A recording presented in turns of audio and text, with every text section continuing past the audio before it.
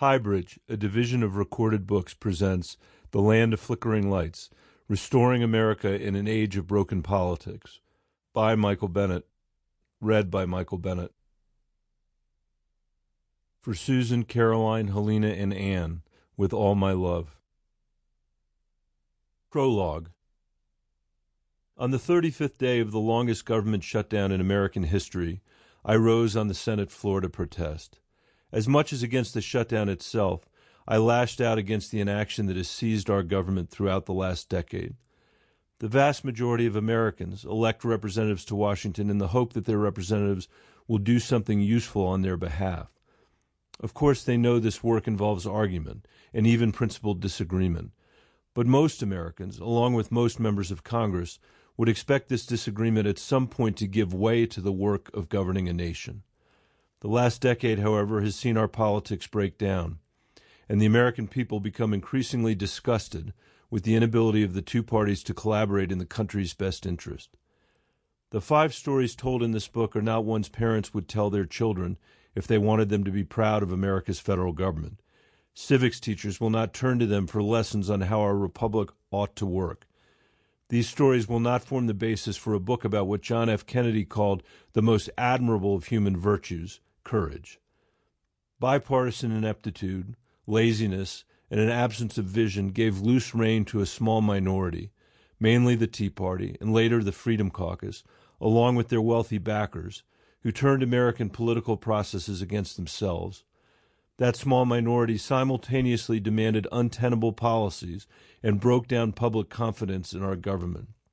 After establishing one-party rule in 2016, that same minority set about making a new order that few Americans could imagine and none had asked for. A budget that spends money we do not have and expects our children to repay. A tax cut for the rich that widens income inequality and steals opportunity from the vast majority of Americans. A foreign policy that drops our proud tradition of encouraging democracy and trade in order to start trade wars with our allies and play patsy to dictators. An approach to the environment that welcomes polluters and banishes the scientific community. A rush to fill seats in the federal courts, including the Supreme Court, with judges of partisan political orientation and often of questionable legal qualifications. An immigration policy that forces millions to live and work in the permanent shadowy underclass, while turning our border into an international symbol of nativist hostility. From the country's unexpected beginnings in the 18th century, Americans built a nation on the high expectation that as a people we could govern ourselves better than any tyrant could govern us. These aspirations to self-government take many forms. They include our elections and the many offices in our 3 branches of government, as well as our shared rights and obligations as citizens. They include our commitment to pluralism, democracy, and the rule of law. They include our most cherished beliefs, that we are created equal, that our rights to life, liberty, and the pursuit of happiness are inalienable, and that it is our collective obligation to seek a more perfect union. We have never fully realized these aspirations, and more than once we have betrayed them. They remain, however, the constellation that guides us to a better place. When we have lost our course, we search them out. When we found them, we trued ourselves up to a better way. Our finest moments as a nation form a story of citizens who challenge themselves and their country to live up to the high expectations self-government requires. If we imagine Americans whose political awareness began in 2010, the stories told here illustrate the only political conditions they know. For those in their 20s who may have missed out on a serious American history class, Washington politics looks like those of a nation slouching toward despair, dysfunction, maybe even despotism. With every month that goes by, it becomes more difficult to remember an American government that functioned in any other way. As a people, we deserve to know that in the United States there once were, and still can be, better courses. It is easy for the burden of present circumstance to convince us that we're in a dark hour. But we must also be honest enough to admit that as a nation we have faced challenges greater than this. We are not at our radios after the Pearl Harbor attack on December 7, 1941, hoping that President Roosevelt might help us see our way through to the conclusion of yet another world war. We are not enslaved as human beings, or enslaving other human beings. We are not now, as Native Americans have been, dispossessed of our homelands, subjected to serial broken promises, and only then offered the right to be citizens. We are not in the throes of civil war, or torn apart by armed partisans and lynch mobs trying to roll back the progress of Reconstruction. Rather, we are, as we have been many times before, at political loggerheads, and wondering, rightly, what we can do to emerge as a stronger union. I think often about the words of James Baldwin, written deep in the crisis years of the American Civil Rights Movement. And here we are, at the center of the arc, trapped in the gaudiest, most valuable, and most improbable water wheel the world has ever seen. Everything now, we must assume, is in our hands. We have no right to assume otherwise. Yes, everything now is in our hands. MFB, Michael Bennet, Denver, Colorado, January 2019. The Accidental Senator. How I Got Into This and Why I Stay. Part 1. Disenthrall Ourselves. It seems like a trick question. What does the Constitution of the United States have to say about politics? The answer is that it has nothing to say about politics, at least not in the sense we throw the word around today. The Constitution in its 27 amendments contains 7,591 words. The word politics does not appear once. The Constitution has a lot to say, however, about the purpose of the American Republic and the responsibilities of its citizens. Look no further than the preamble.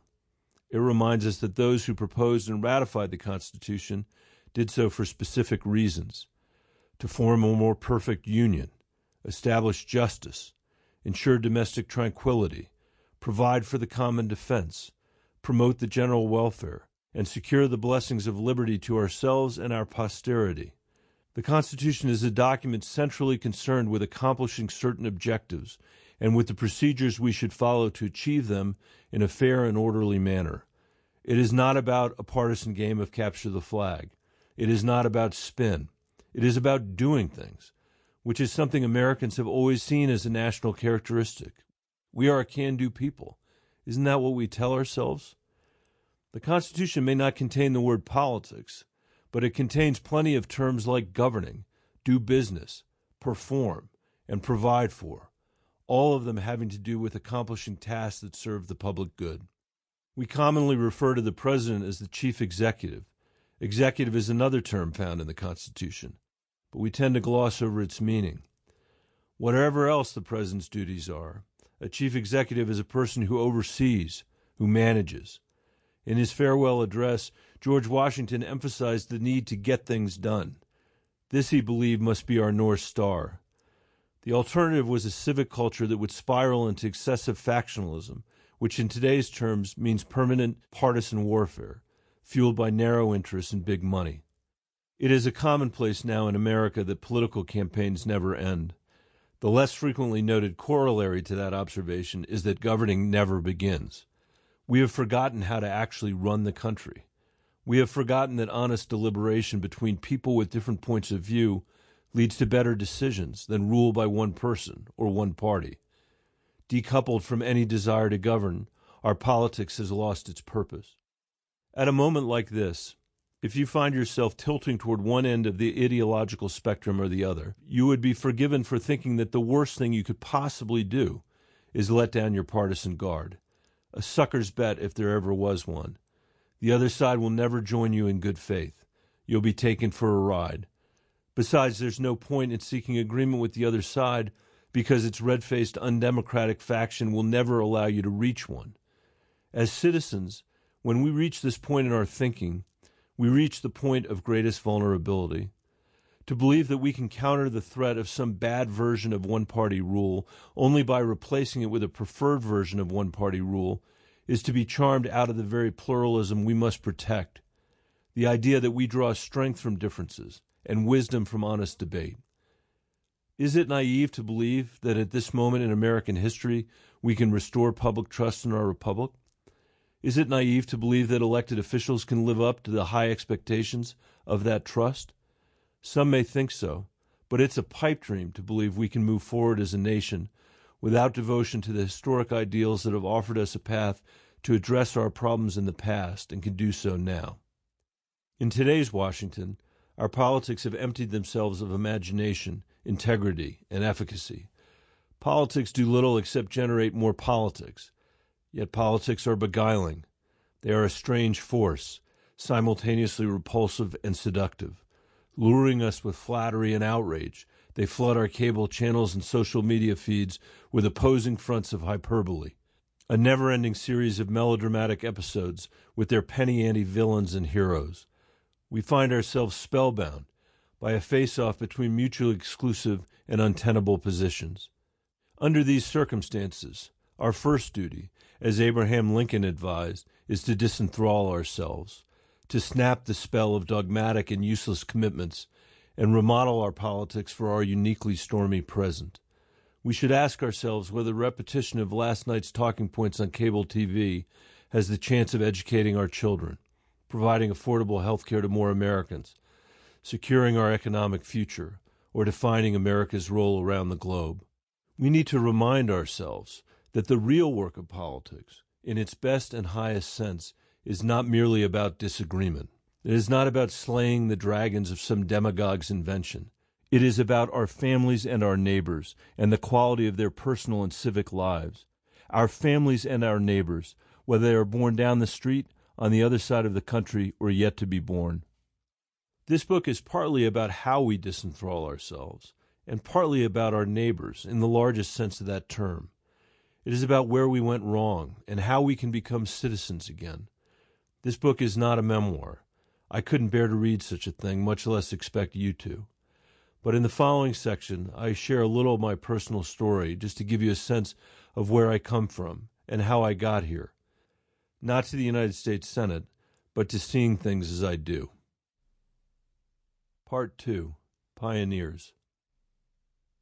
In 2008, when my life took an unexpected turn, my immediate neighbors were the people of Denver, Colorado.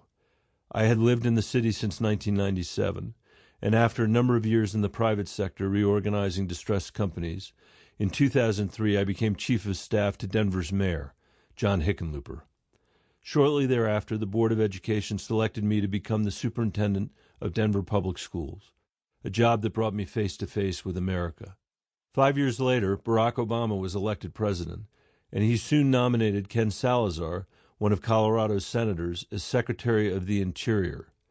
This created a vacancy, and to my surprise, Governor Bill Ritter appointed me to fill it. I had never run for office. Polls pegged my name recognition in Colorado at 3%, and my Rolodex, yes, I still used one of those, consisted of people I'd met in business and education. My circle of neighbors was about to expand very quickly. To say the least, I was not an obvious choice. A national political website greeted the news of my appointment with the encouraging headline, WTF. Colorado's Republican Party chairman derisively referred to me as the accidental senator. He could not have been more right. I was not a native of Colorado. In fact, I was born in New Delhi, India, and grew up in Washington, D.C. None of this made for the kind of origin story that would carry much weight as I prepared to run for a full 6-year term in 2010. The truth is, though, that having an unusual background is not unusual for an American.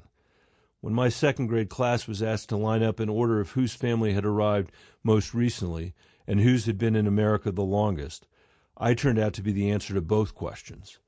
In their very different ways and for very different reasons, both strands of my family were pioneering. My mom, Suzanne Kledgman, and her parents, John, once Jakob, and Helena, were Polish Jews who survived the Holocaust. They were split up during the Nazi invasion of Poland. My mom was sent out to a village in the countryside to live with a nurse. My grandmother lived as a Catholic in a convent, and my grandfather hid, among other places, in the cellar of the best-known candy maker in Poland.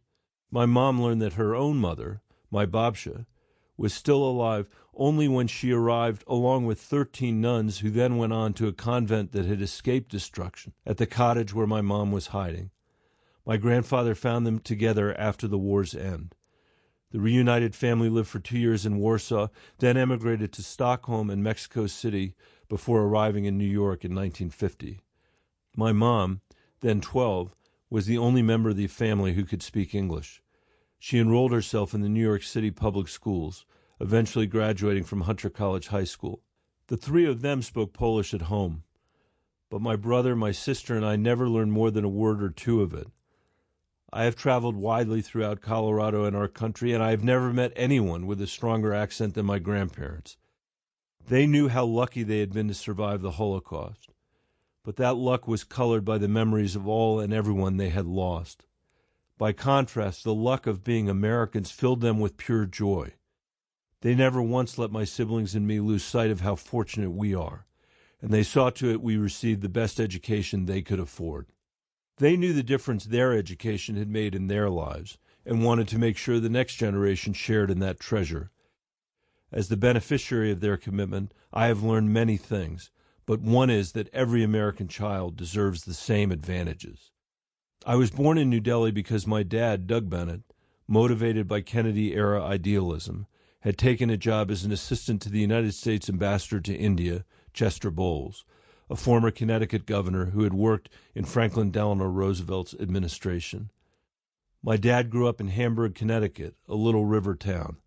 His side of the family could trace its lineage all the way back to Edward Fuller, who had arrived with more than 100 other religious refugees on the Mayflower in 1620. In 1964, the year I was born, Bowles was serving as ambassador for a second time, and he had attracted a number of young Americans, like my parents, who were committed to helping India develop its economic, educational, and agricultural systems. Along with Bowles and many other Americans, they believed this was an important moment during the history of the Cold War, when the United States and the Soviet Union were jockeying for influence among Asian nations, India in particular. They believed they were on the front line of President John F. Kennedy's effort to counter Soviet influence. Today, India is one of our closest friends, but the relationship still carries the strain of Cold War international politics. My parents' experience in India persuaded my dad to pursue public service as a career. That led us to Washington in 1968, the year the city erupted in anger and flames in response to the assassination of Martin Luther King, Jr. My dad became a speechwriter for Vice President Hubert Humphrey, and then the administrative assistant for a young senator from Missouri, Tom Eagleton. Throughout my childhood, he held a number of jobs with increasing responsibilities, ultimately taking him outside government, to the presidency of Wesleyan University. My mom was a librarian at my elementary school and made sure my siblings and I always had a good book. She continues to make book recommendations to her grandchildren. I had a strong sense that what my parents did for a living was virtuous and worthwhile. I still do. Looking back, well aware of the traumatic events of the era and taking nostalgia into account, I find plenty of evidence that in certain respects Washington worked better than it does now. Richard Nixon ended America's involvement in the Vietnam War, not as fast as he might have, and the fighting, of course, continued. And he forged a new relationship with China. When Nixon repeatedly broke the law and the scandal wrapped up in the word Watergate, investigative journalists discovered and laid out the facts, and Republican and Democratic senators enforced the rule of law. Ronald Reagan passed bipartisan tax reform, reached historic deals on Social Security with Democratic Speaker Tip O'Neill, and on nuclear weapons with the Soviets, and in partnership with other nations, took steps that ultimately shrank the hole in the ozone layer. Reagan's election mattered to me mostly because it meant my father lost his job running the Agency for International Development, but it also represented a sea change in Washington. Ever since the days of Franklin Roosevelt, Democrats had almost always held majorities in the House and Senate. Until Reagan's presidency, there had not been a Republican majority in either chamber since 1955, a quarter century earlier. Now the Senate was Republican, while the House remained Democratic for both Reagan's terms. The Senate would flip again in the middle of his second term. In his inaugural address, Reagan famously declaimed, "Government is not the solution to our problem. Government is the problem." I left for college in the middle of Reagan's first term. I would graduate in the middle of his second, just before he turned the White House over to his vice president, George H.W. Bush. This was a lively time at Wesleyan University, as we protested against what many of us saw as a right-wing domestic and foreign policy agenda. Although many of us worried about Reagan's overall direction, his cuts to domestic spending, and increases to defense spending, there was not a sense that he was destroying our republic.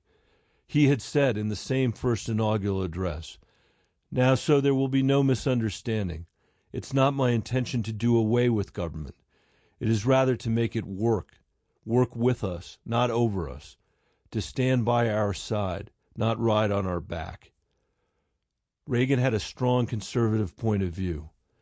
That did not stop him from passing major pieces of bipartisan legislation, including the Kemp-Roth tax cut in 1981, carried by a voice vote in the Senate, the 1982 extension of the Voting Rights Act for another 25 years, passed in the Senate by a bipartisan vote of 85-8, the Tax Reform Act of 1986, passed in the Senate by a vote of 97-3, and the Immigration Reform and Control Act of 1986, passed by a vote of 69-30. When Reagan's administration flouted the rule of law, as during the Iran-Contra affair, the Congress, the courts, and the press provided oversight, Reagan himself appointed the Tower Commission, 2 Republicans and 1 Democrat, to look into the matter. It produced a scathing report. Still, in retrospect, it was clear by the 1990s that something noxious was spreading through the political system. Richard Nixon's Southern strategy had deliberately and successfully relied on racially infected messages aimed at white voters. Politicians of many stripes found that religious and cultural issues could be usefully divisive and instantly lucrative. The advent of dark money and new media placed more power in the hands of ideologues and blowhards, 2 qualities that often went together. Some people in leadership, notably Newt Gingrich, the Speaker of the House through much of the 90s, openly encouraged a politics of division. The result? 2 government shutdowns and 1 presidential impeachment. Shortly after college, with George H.W. Bush in the White House, I moved to Columbus to work for Ohio Governor Richard Celeste. I traveled with the governor all over the state. Even though he had been head of the Peace Corps, Celeste had a very low regard for Washington, not because Republicans were now in charge, although that aggravated him, but because he believed that Washington suffered from a bi-coastal bias that favored the states bordering the Atlantic and Pacific at the expense of the middle of the country. Today, Dick Celeste is one of my constituents in Colorado, and his views have not changed.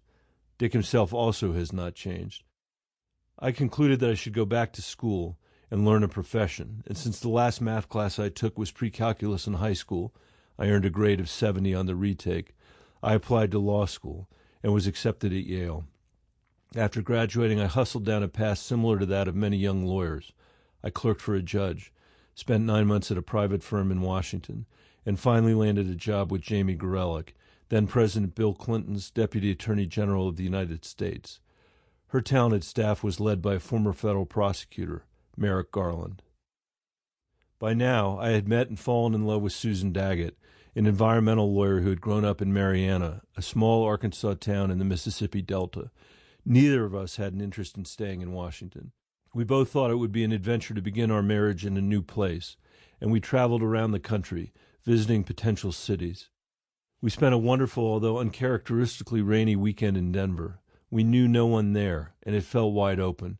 Susan and I applied for jobs, and naturally she was hired first by the Rocky Mountain Office of Earth Justice, formerly the Sierra Club Legal Defense Fund.